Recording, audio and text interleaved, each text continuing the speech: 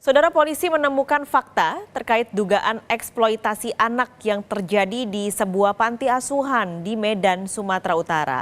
Pelaku menggunakan uang hasil live TikTok untuk membeli sebidang tanah dan kendaraan.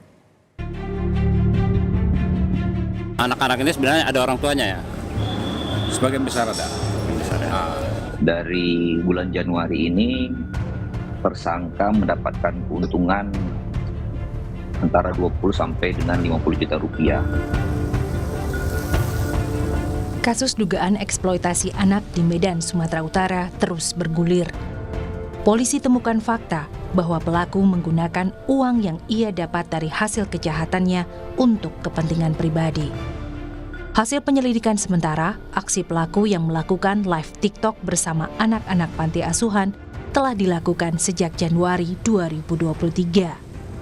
Dari bulan Januari ini, tersangka mendapatkan keuntungan antara 20 sampai dengan 50 juta rupiah. Dari uang tersebut yang dia dapat dari postingan-postingan ini, dia gunakan untuk kepentingan pribadinya, diantaranya membeli kendaraan dan membeli sebidang tanah. Ketua Komisi Perlindungan Anak Indonesia, Ai Mariyati Solihah mengatakan, peristiwa ini menjadi catatan penting Kementerian Sosial yang dinilai luput dalam pengawasan terkait yayasan sosial untuk anak-anak. Kasus ini menjadi pelajaran agar Kementerian Sosial tidak lengah atas perilaku eksploitasi terhadap anak.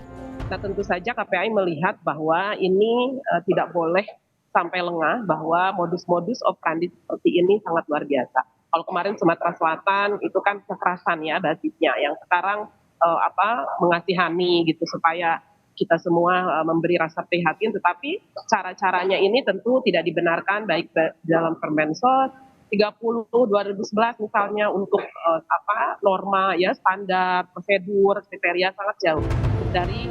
Polisi telah menetapkan 1 orang tersangka yang merupakan pengelola panti asuhan. Kini, polisi mendalami keterangan istri pengelola. Diduga ada pelaku lain yang terlibat dalam kasus ini.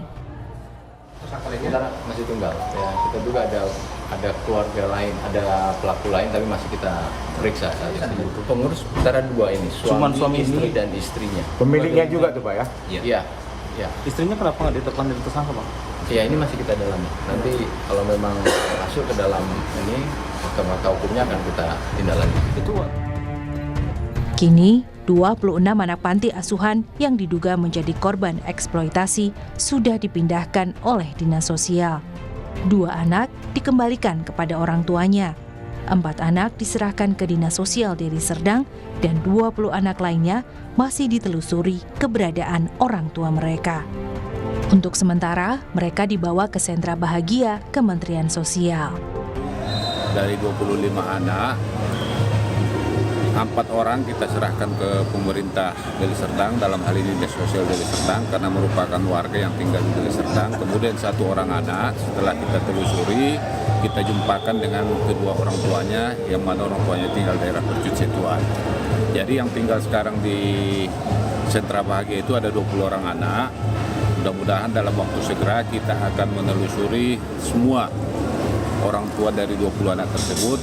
Semaksimal mungkin kita upayakan si anak ini bisa kembali kepada orang tuanya.